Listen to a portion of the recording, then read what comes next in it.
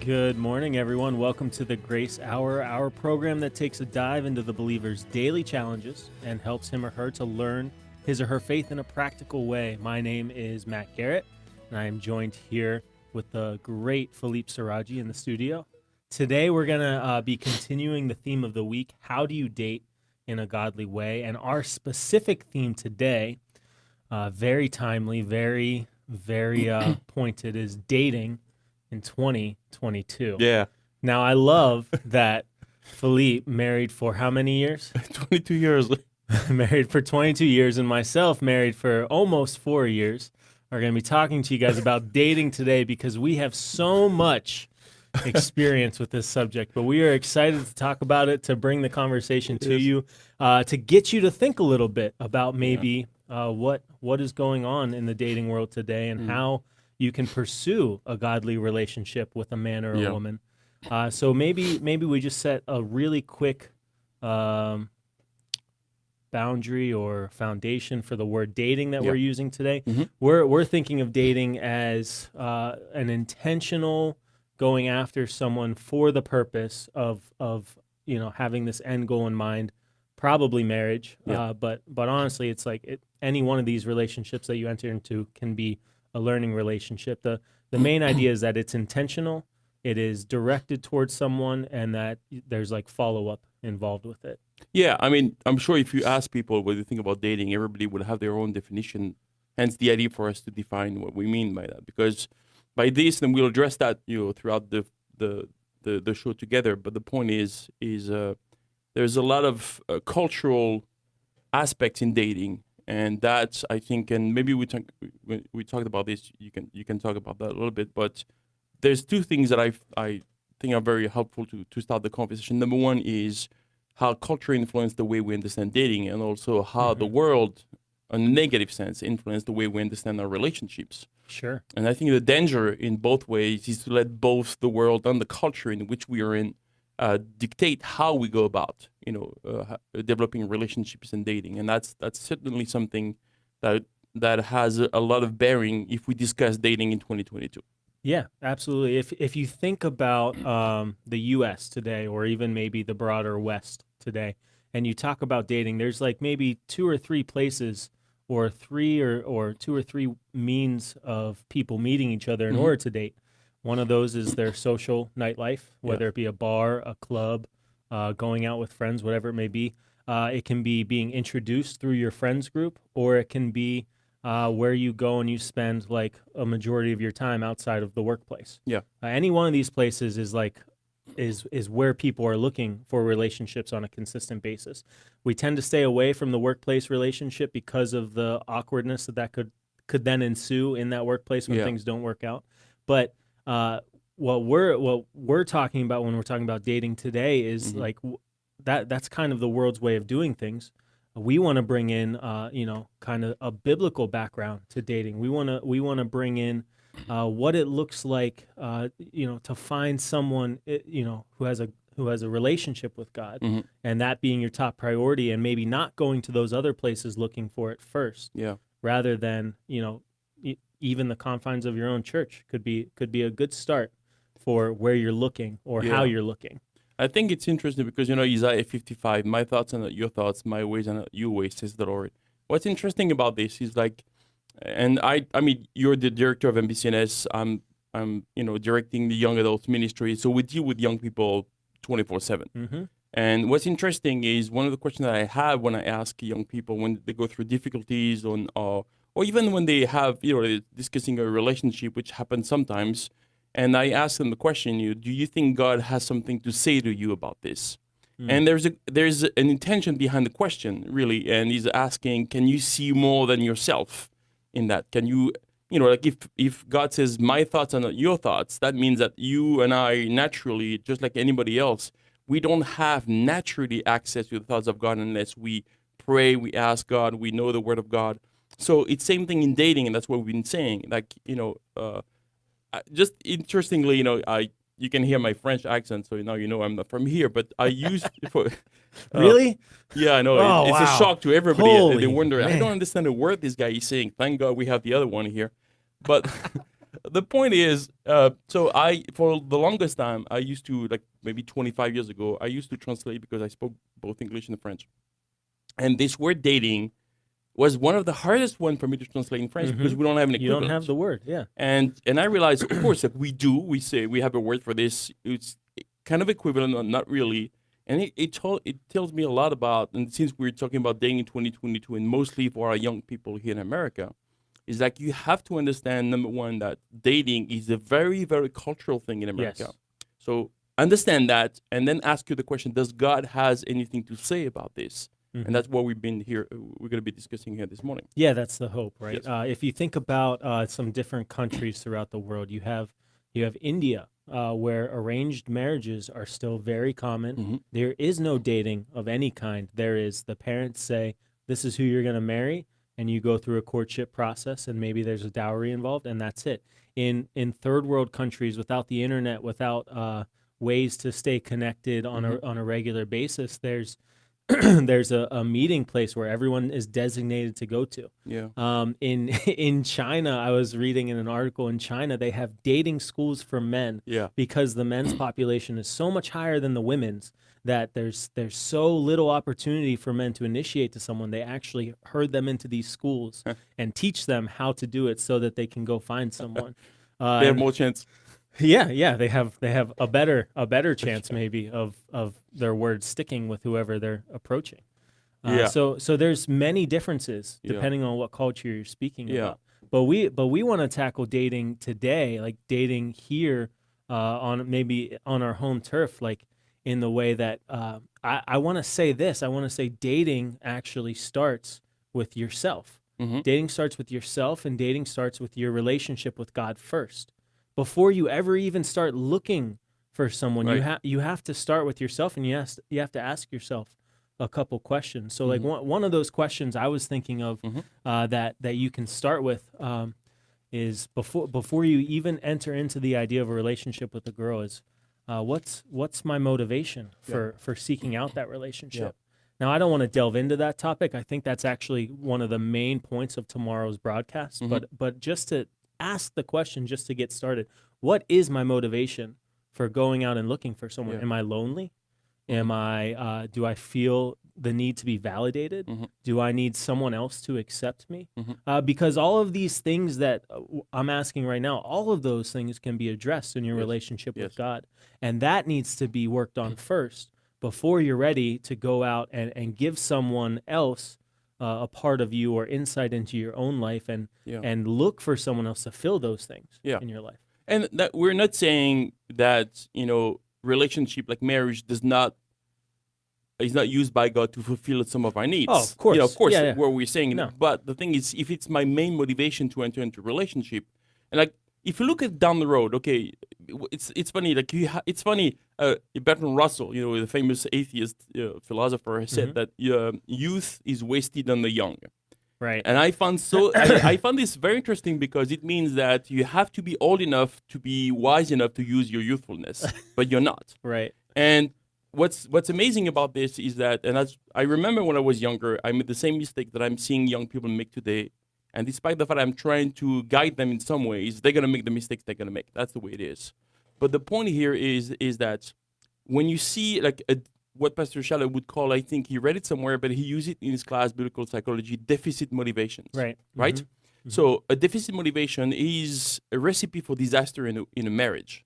So if I enter into a dating relationship with deficit motivations, meaning I'm looking for validation, as you said, or any other things, at some point they will put a strain on my marriage because either I grow and I become mature and that God can deal with me, or I can't, and I will never find satisfaction in my spouse, and then I will blame them for this, and that you have it, and then your relationship is destroyed.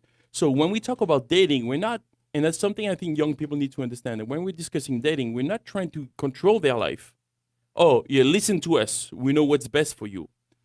Though it is a conversation we could have, I'd like to maybe go back to that at some point. What's amazing about this is, and we're not trying to control you, we're trying to give you some guidance so you'll be able to make your own decisions properly. Yeah. And if you think about this idea, have you ever heard of the term like consumerism?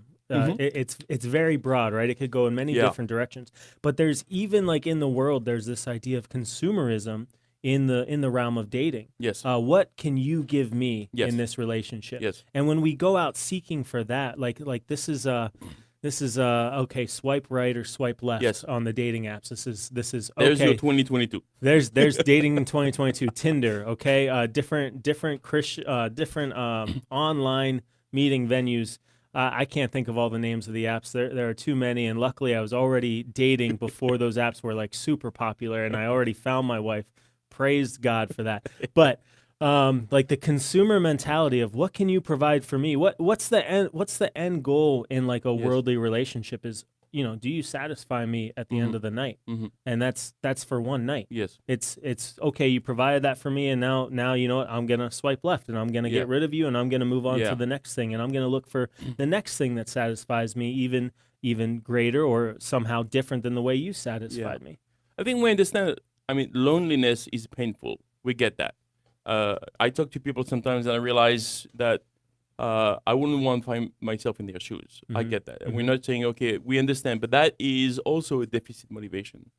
Being single can be a calling, but if it's not a calling and you feel like you're trying to get married and that's your main motivation, you may get a relationship, but you also may get the consumption of your heart that goes with it, because God cannot bless something that he won't bless something he can't bless. That's basically, but I like to go back to something we said earlier. Sure. You spoke about the awkwardness, sometimes like in a work relationship. Yeah. And I think it's something that young people don't realize that we can see in our ministry, is that the awkwardness that happens when you have some guys and some girls, actually, what you could call, provocatively, I would say, serial daters. And it's fine. Again, we're not saying this is a sin and whatever. We're just saying it's unwise. Yeah. And the main reason is I don't think you measure the awkwardness that happens in a relationship when you have a group of friends, like in our church. I've seen broken relationship when I was the director of the Bible college. Sure. And how now you have cliques. The friends of the girls are against the friends of the guys, and then you have two groups. And I think this is so important when we're in a place where we want our relationships to be healthy. Now, if I'm entering in serial relationships just for the sake or motivated for the wrong reasons, and they ended up breaking, at some points, people are going to see me in the flesh like this. Oh, she's been dating so many guys. Oh, he's been dating so many guys. Oh, he broke her heart, or she broke his heart. And then that's how you see, because now I'm my friends as a loyal, I'm going to see these guys, these girls in the flesh. And that's very detrimental to any growth of anyone. Yeah, and this goes back to the idea of like kind of counting the cost before you enter into some sort of relationship like this. If you don't count the cost beforehand, if you are not prepared, it says in the book of Proverbs, no man goes out, what does it say? Let's see. No man should go out to build, maybe this is in the Gospels. No man should go out to build something if he has not first checked to make sure that he has everything he needs in order to build that to have that building come to fruition. Lest everyone look upon him and say, wow, how unwise was that man to start something but never finish it. So it goes back to this idea of what's your end goal for the relationship. Are you looking to grow with God, and are you looking for a helpmate? The Bible puts it that way. It's a helpmate in Genesis chapter 2 and Genesis chapter 3. Eve was a helpmeet for Adam, meaning that she was going to come alongside Adam, be part of his everyday life, be part of his everyday ministry, and be 100% like they're cohesive. They're together. They leave their father and their mother, and they become one flesh. If that's not your end goal when you're going out to date, then you have to ask yourself, well, did I even count the cost? Do you know the baggage that you could be creating in another person's life as they enter into another relationship later on, or even the baggage in your own life that you take into your relationships? That's like a big question. It is.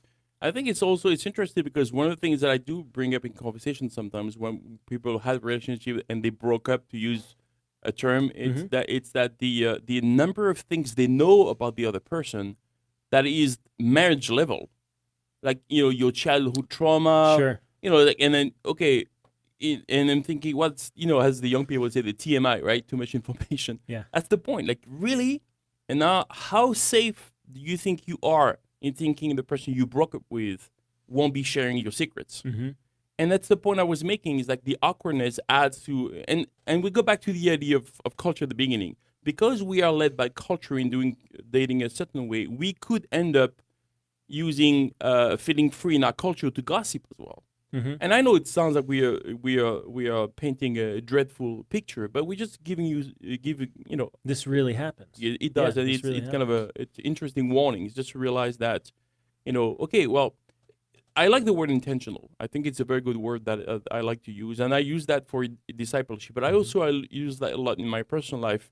When I want to do things, I can think ahead, try to make, and it's not calculated, which is different. Calculated is because I have an agenda.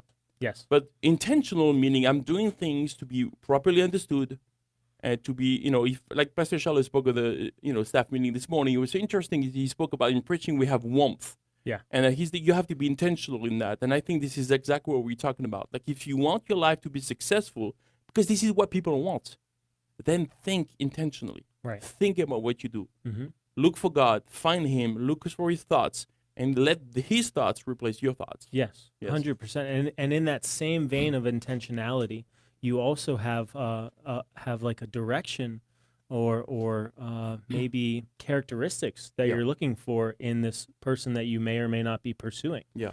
Do they have a relationship with God? That's like an intentional question in Yeah. your mind. Do they have a relationship with God? Not only do they have the relationship, but can you see it? Like, Yes. can you see it? Okay, we are not judges. We No. do not look at people based on their fruit and say, Yeah. this is who you are, this is what you do. Mhm. But if you are looking for someone to spend the rest of your life with, Yeah. you need to think about that ahead of time. Do they have a walk with God? Is it real? Yes. Does it affect their relationships with people around Yes. them in a Yes. positive way? Because if it doesn't, if they're very argumentative, if they're very kind of like snap to anger or quick to this or that emotion, like that's something that you'll end up having to Yes. take on Yeah. yourself if you pursue that person. Yeah, like you're saying, we're not judging, and it's true. We're not looking at, but the Bible does say, like, we recognize a tree by its fruits. Yes. So the point you're making, I think I like it. It's like people would say, oh, do you like what you see? Like, could be on the swipe right, swipe left. You like the Uh-huh. face, you like the characteristics. Yeah. But also, as Christians, we could ask the question, do I like what I see spiritually? Mm-hmm. Do I like that? And my wife has, she has this habit of asking questions to girls, because it's a whole different, like, I don't think you and I are really capable of understanding, dating, as a girl, because we're not. But I mean, I have we no also idea. we can No also idea. we can see the shortcomings of guys. But the one thing she asks, she asks them every time is that, do you like what you see in that person when they are around the body? Yes. Do you see service? Mm-hmm. Do you see love? Mm-hmm. Or do you see something else you wouldn't like? Because what you'll see in the body will help you determine what kind of guy you're dating with.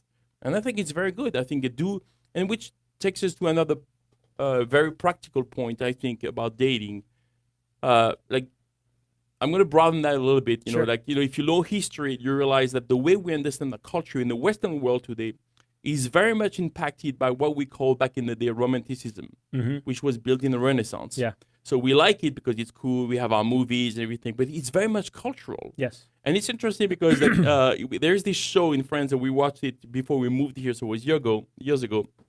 It's some kind of, not reality TV, but some kind of a celebrity that will go into a remote people somewhere and spend a week there to learn So they have this lady, she's a very famous French actress, very feminist, and she was taken to a tribe somewhere in Africa, I think it was Kenya, completely remote. They have their own culture in the small village. And one thing they do is that their marriage is arranged by the parents. So she's completely appalled by the idea. And then at the end of the week, she speaks, on the camera, and she says, I've learned some things I never thought I would be surprised by. And number one is, I didn't think arranged marriage would work. Mm-hmm. So as a feminist, it was very interesting. And the other thing she said is that when they go through difficulties, they don't even question their marriage because they can't. So they work it out. Yeah. And I found for a feminist, it was such an amazing statement. Wow. Because she realizes that maybe the way we do things, I think she was married 3 times. And maybe the way we do things is based on our culture. I'm not saying that we should go back to arranged marriage, but I'm just saying the reason why it's been working for many, many generations and many cultures is because the parents have wisdom that the children don't have. Very And then, interesting. so that's, Yeah. if we translate that principle, not into arranged marriage, but the fact, okay, I do have parents, I have authorities, that people that care for me, that are my advisors, maybe I should listen a little bit. Sure. Not who to marry, but some guidance. Right. I mean, we heard that proverb today. We heard that proverb this weekend also. It's Proverbs chapter 11 and verse 14. And it says, where there is no counsel, the people fall. Yes. But in the multitude of counselors, there is safety. The people who have gone before us, they have gone through experiences. Yeah. They've gone through the highs, the lows. They have something to contribute. Should those people be like butting in on a daily basis and offering things whenever no one comes to them and asks them for it? Nope. Probably not. Yeah. But is there wisdom in seeking out someone to talk to about things you're unsure about? Yeah, 100%. Do you have like a covering in your relationship? That's extremely important dating in 2022. You meet someone online. Okay, this is very common today. You meet someone online. And your relationship starts out maybe as just like some communication because you guys are from different parts of the country or different parts of the world. And it's just communication based to start. So at what point, whenever you guys eventually like come to meet face to face, at what point do you decide this is serious enough where it would be helpful if I knew someone who had gone through something similar to this? Yeah, I think it's, which takes us to another thing that I found with young people. I don't know if you observe that. And again, we're not looking down at young people.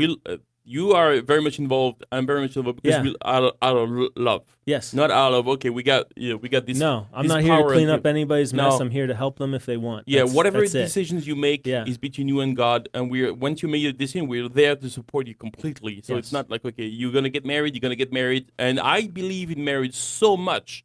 Even if I think the relationship was not a good one, once you're married, I respect that with every fiber of my being. Yeah. Because I don't want to be in the side of anyone's marriage. Right. So I'm going to do everything I can. So we're not talking about that. Sure. But the point is it's what I call peer counseling, right? So if you take any counseling class, you'll know quickly that even professionals will tell you the vast majority of efficient counseling comes from some friends, not professional counselors, because we receive the counseling from others with love, which is very, very good. Like your friends will give you some counsel, they'll love you, you'll take them from a different angle. This guy, I'm paying for him.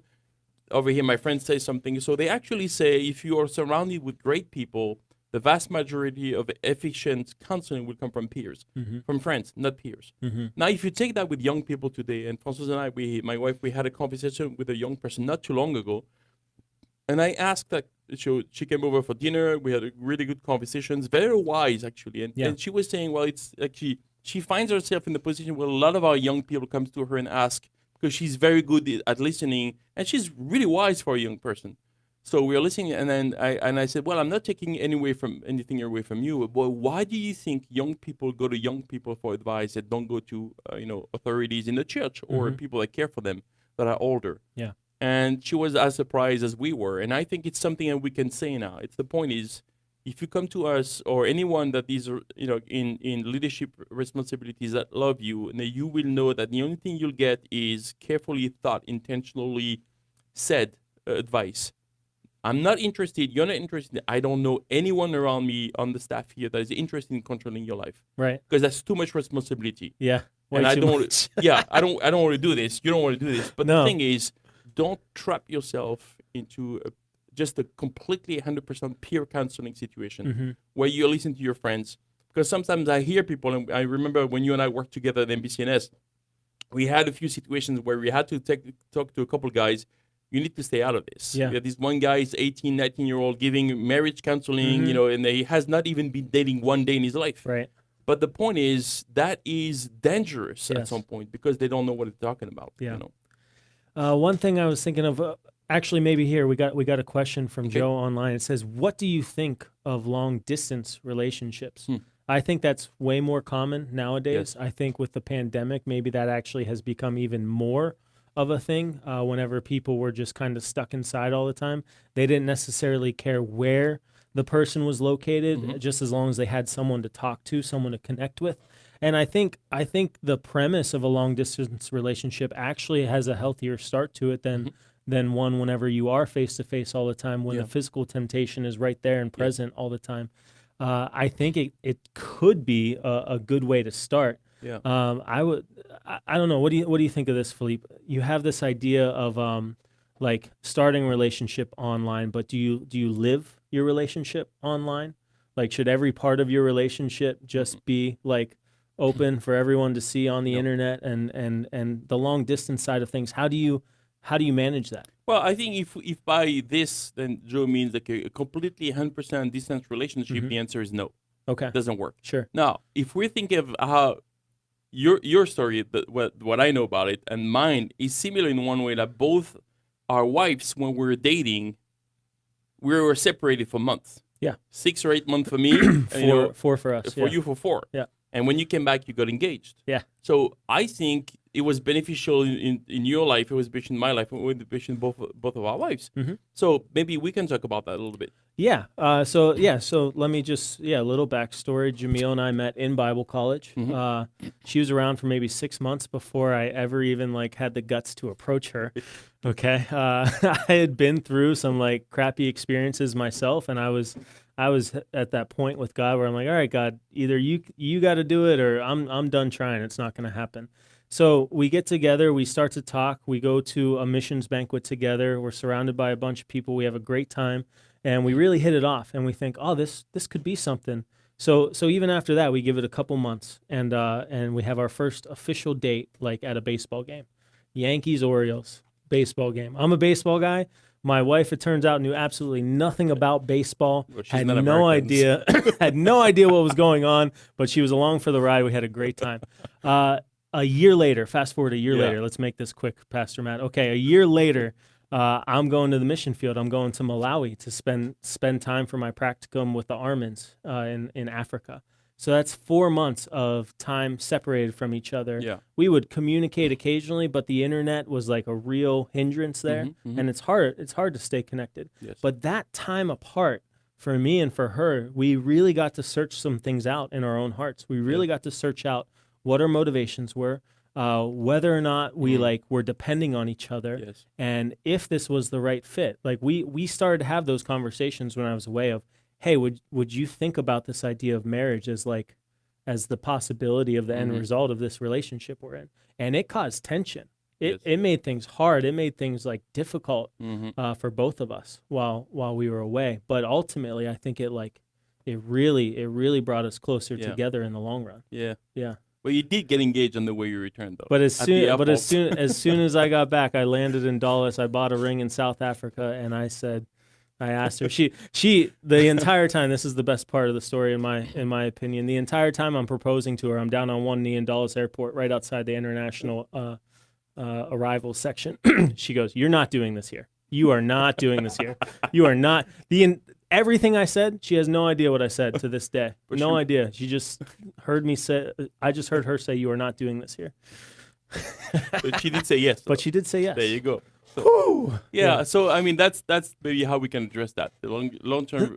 I mean, one thing that my wife said, after we got married, was so interesting. And she said the morning of our wedding, you know what she prayed for?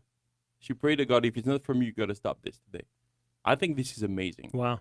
Because we get so emotionally involved in things that, okay, I got my friends, I got the invites, everything's going on. I'm not questioning anything. You should, as long as you're not married, you can question your relationship. Not questioning in the wrong way. Oh my God, but questioning and putting before God as on the altar, as we would say. Yeah. No, it's okay. Yeah, you can. You're engaged. Doesn't matter. You search God, find God. And then this is very, very important, because if it's the funniest thing, what people look in dating is the Prince Charming or the Princess Charming, there's, whatever you call it. Yeah. And everybody wants to have a beautiful marriage and family and children and grandchildren. If this is what you want, the dating part is the most efficient way to succeed in that. Yeah. Because this is the time before you get engaged. Because once you're married, you're married. It's like the testing ground. It is. I think of 1 Corinthians 13, and we all know this chapter. We all love this chapter. But if you're going through a relationship with someone and you're trying to figure out whether or not this is from God and this is you loving this person, then you really need to look at verses 4-8 and consider the characteristics of love, and consider, are those manifesting in your relationship? Do you have patience for the person that you're with? Mhm. Do you have kindness towards them? Are you seeking your own thing, or are Mhm. you seeking their things? Yeah. If you don't test this out, if you don't check to see if this is true, it's like Jesus, when the disciples come to him and say, "Hey, where do you lay your head?" He goes, "Hey, come and see." Come and see. Like, come and see. Mhm. Come, like, go to God with it and see, Lord, is this right? Is this from you? Yeah. You know, I think that's an extremely important question. Yes, it is. And also, it would takes us maybe to one of the part of our conversation could be that, like, what are we looking for in a spouse? Mm-hmm. You know, what we kind of spoke about that when we said that when we do date in the body of Christ, how it affects the way we see each other, relate to other people. Mm-hmm. But it's also something and maybe a parenthesis at this point that I just want to make sure that people understand what we're saying. Like, we're both married, and we're super pro marriage. Yes. Like, this is the 100%. most beautiful thing. You know? Go for it. Yes, I mean, like, this would transform your life, and as men, this is exactly what we need because we are complete lunatics Mm-hmm. without some kind of accountability in our lives. So, I mean, and I love my wife like I don't love, I love her more than I ever did. And when she's traveling, I am the most miserable guy there is on the planet. Mm-hmm. So there is a dependency. There is something that happens that it's such a great way to live. We're excited to see each other. After a day, it's a beautiful relationship. And then what we're trying to say, I think, is we want what God blessed us with. This is what we want for you. Yes. But also, this comes with a price, which is Mhm. I've got to be intentional. Mhm. And sometimes, like if I'm in Bible college or if I'm in university, it's funny how sometimes when we used to tell people, hey, if you can wait until you're done with Bible college to be dating, oh, wow, are you kidding me? But then those who go to university and have a lawyer degree or a medical degree, they don't get married. They don't get in any long-term relationship Mm-mm. So they sacrifice their career, Yeah. their relationship with their careers. That means I could also sacrifice some of the serial dating that I'm tempted by just because I have other plans for my life. I really want my life to be guided intentionally. That's also something very important. So I just want to put that parenthesis out there. No, that's great. I love it. Yeah. So what are we looking into a spouse? What are we looking Yeah. for in a spouse? In 2022. In 2022. Because we've got to wrap this up. With Oh, 2022. we're looking for maybe the word is genuineness. We're looking Yes. for realness. Yes. Maybe not complete 100% transparency early on, but Yes. we're looking for someone that we can trust. Yes. Right? Not someone who hides behind a veil, not someone who hides behind like a face mask of everything's Yes. all right all the time. It's like, no, like I want to be there for you, and I want you to be able to be there for me. And getting into the nitty gritty of our emotions is Yeah. is a real big part of that. Yeah. So we're looking for genuineness, realness, godliness. We already said godliness. We're looking for someone with that real relationship. What do you think? What are we looking for today? Well, I'm also thinking we look back and wondering, as I said, as dudes, like we need really the accountability. And I think something that I find difficult to bring into relationships because you're afraid of losing it is genuineness in conversations. Like if I want, we're not trying to change each other. Like if you're thinking Yes. you're going to marry someone and change them because you don't like something, good luck with that. Yes. That's not going to happen. And Be that's working going to on that for the rest of your life. Yes, Yep. and it's going to be put a strain in your relationship and your marriage. You don't want that. It's going to put a strain on your children because they obviously think that mom or dad or either or don't like the other one the way that's not going to be helpful. But on the other hand, what I do want is to be able to I want to be able to see something in a conversation that happens with the person I'm dating seriously because I'm really thinking maybe there is something there. Can we have an honest and difficult conversation? And that's what I'm also looking for. Like, am I looking for? We say we don't want to be surrounded by yes people. Yeah. But you don't want a yes person into your marriage either. Yeah. You got to have that common ground. You got to have the common ground of Christ as your Savior. How can you have those difficult conversations with each other if you don't also have this idea? There's another proverb that says hatred stirs up strifes, but love covers a multitude of sins. How can you have that honest, real conversation with someone if you both don't know the covering power of grace that Christ has given to both of us as humans? Like we know going into a relationship, or we know in our marriages today, we know that we are both humans and we are both failures, and we will fail over and over again. But we also know that we have Jesus Christ as our middle ground, as the person that we both come to, and we can say, Yes. okay, Christ, your forgiveness is way bigger than any failure that we have. And we go to that table together, and we have that back and forth with each other with that as our basis. Yeah. Yeah. I think it's like maybe I'd like to say something to the girls, like in one way, like it's okay. So put that into context. I think guys, when they get married, they get the wrong sense of I'm the man in the house, and that means I'm going to be a macho. Yep. So yes, you're not the man of the house; you're the head of the house. Yes. That's way very different. different. Way different. Has nothing to do with this. So the head of the house is someone that has a servant leader, as laid down in the Bible. So, and I, like 3 or 4 years ago, I was asked to speak at the marriage retreat, and I said, I was there. I said to people, well, yeah, I said, I learned more from my wife that I learned from anybody else in my life, in my spiritual life, because she knows who I am. She knows my tendencies, and not that she sees me in the flesh, but she can see patterns and she can address that because she loves me and I love her. We can work things out. But the things that I see, and we have November, we have a young adults marriage retreat for those who've been married 3 or 4 years and less. Yeah, we were disqualified. I know Thank you're disqualified. you so Sorry much. about that. Yeah, next time. Yeah, it's okay. But the point is, and one thing we want to discuss in the conversation is the adaptation after you get married. And one thing that I found difficult for guys and girls is the guys get into macho mode and the girls get into a submissive mode in the wrong way. And what I mean by that is, if you cannot have, as a girl, if you date someone, that could be one of the red flags we want to talk about. Oh, yeah. If you cannot have your walk with God, if you're shut down because he's the man in a relationship, then this is not the right guy for you. Very simple. Because very basically what's going to happen is guys will become the believer priest for both in the marriage. And that is completely anti-biblical. And if this is happening once you're dating and once you're engaged, something is wrong in his understanding. So hence the idea of having these strong conversations. Yeah. Like we're equal. Yes. Like we're equal. And we're making, look, I'll give you an example.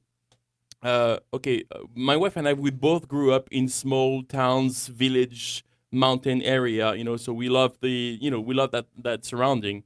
And then, so I left I was director of the Bible College in Southern France, and was in between. There were 3 possibilities, and one of them was go to Paris to work in the church and become the director of the Bible College there. Yeah. And my wife's like, oh, Paris, I don't like it, So I'm thinking, okay. So I went for 1 year. I commuted to Paris every week. Yeah. 3 days in Paris, 4 days in the south every week. And she came with me a few times. And at the end, I'm thinking, you know what? I really believe this is God's will. And she's like, man, I don't know about this. But she's spiritual, So how about we make a deal? We go there for 6 months. We move. If you can't live there, I was wrong. And I was not from God because he didn't give you the grace for it. I'm okay with that. I said, okay, let's do this. We moved, and we left there for 10 years. She loved it. And when we left Paris, she was crying. And the difference here, and what you're talking about, is that's what can happen in a marriage relationship. Yes. When you're dating, you are not at that place yet. No, you're not. You are figuring out, is this a person, guy or girl, is this a person I can submit to in my life? It says in Ephesians chapter 5, we know these verses, Philippe, but let's just read them anyway. Ephesians chapter 5, verses 21 through 24, submitting yourselves one to another in the fear of God. So that's reciprocal, submitting yourselves to one another in the fear of God. Wives, submit yourselves unto your own husbands as unto the Lord. For the husband is the head of the wife, even as Christ is the head of the church, and he is the Savior of the body. Therefore, as the church is subject unto Christ, so let the wives be to their own husbands and everything. So you said what you said to the ladies. I want to say one thing to the guys, is if you're going to be the head of a relationship, the way that Christ is the head of the church, do you understand what that actually entails? Sacrificial love. There is no greater love than this, that a man would lay down his life for his friends, John chapter 15. That's the kind of submitting we're talking about. You submitting to your own wife, to her needs. It says in maybe 1st or 2nd Peter, like honoring her for her, the way that she is, the different things that are going on in her life, and understanding and connecting with her. Can you sacrifice your own agenda, your own thoughts, your own decisions, your own goals, everything for her, for the betterment of you two together as one flesh one day? Yes. You have to ask yourself that question before you ever even enter into the marriage relationship. And the same for the ladies. They have to ask themselves the question, can I even submit to this person? Yeah. Is the godliness in them speaking to me? Mm-hmm. If it's not, like, it's okay to break it off. Yeah. There's nothing wrong with breaking Yeah. up. It's healthy in a sense whenever you recognize something from God and you respond to God. Yeah. Like Yeah. you don't like something in the dating time in the relationship, and you can't live with it. And you can't talk about it. Drop it. Yeah. That's the way it is. I mean, so that which goes back to a question we have: should a man or woman wait until they are financially set, like job, house, etc., to look for a serious relationship? The answer is no. As far as I'm concerned, I don't know what you think. And the basic idea, I'm not challenging the idea of you be serious. Yeah. We are serious. I'm Yeah. saying, like, if you think this is the way God wants us to make decisions, Right. then we don't live by We faith. have to have all of our ducks in a row No, before we we don't. enter into something. None of us would be walking with God today if No. we had all of our ducks And in a row. I don't know if I would still be married today because I would still be waiting for it to be, We're still trying to get financially mature set. enough. We're still trying to become Right? mature enough. Yes. We're still trying to I be need the to be person that ready, our wife you wants know. us to be. No. No.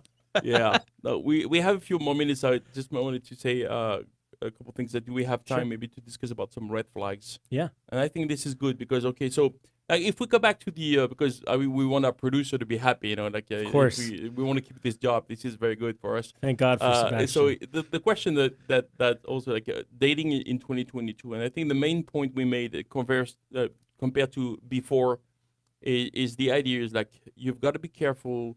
It's true in every time. It's true in every instances. But the danger of this particular time we're living in is that it's very easy for us to lose track of the intentionality in everything we do as Christians, because the world is surrounding us. We have so many opportunities.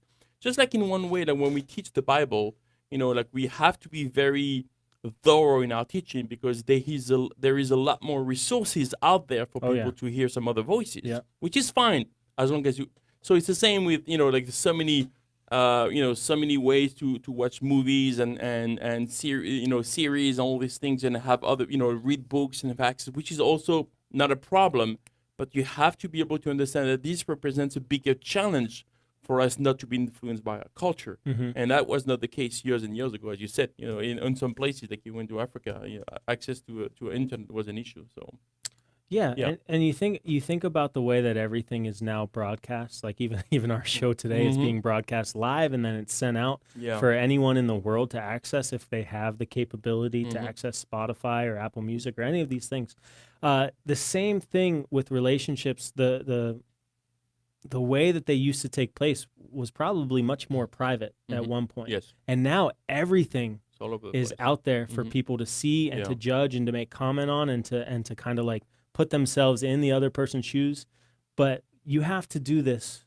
If you're going to date anyone, you have to do it before God. Yeah. It has to be before God. You're not pleasing men, you're pleasing God. And that's to say that you yourself are submitting to God too. That includes the way that you interact with with the person that you're dating, when it comes to physical touch, when it comes to honoring their wishes, their bodies, all of that stuff. Yes. It has to be before God first. If you're not ready for that, then maybe you're not ready to date. Yes. We hope you are, and we want it. We want everyone to find the person that God has for them. But you have to count the cost. Yes, you do. Yeah. And I think what we're saying basically is that there's two ways to understand what we're saying. Is it's a big stop sign, or it's not. It's a warning sign. Yeah. Hey, you're entering into a great road here, but these are some rules to help you find your way. Yeah. Because at the end of the day, when you get to the end of that road, we want you to be successful. 100%. That's what we want to do. 100%.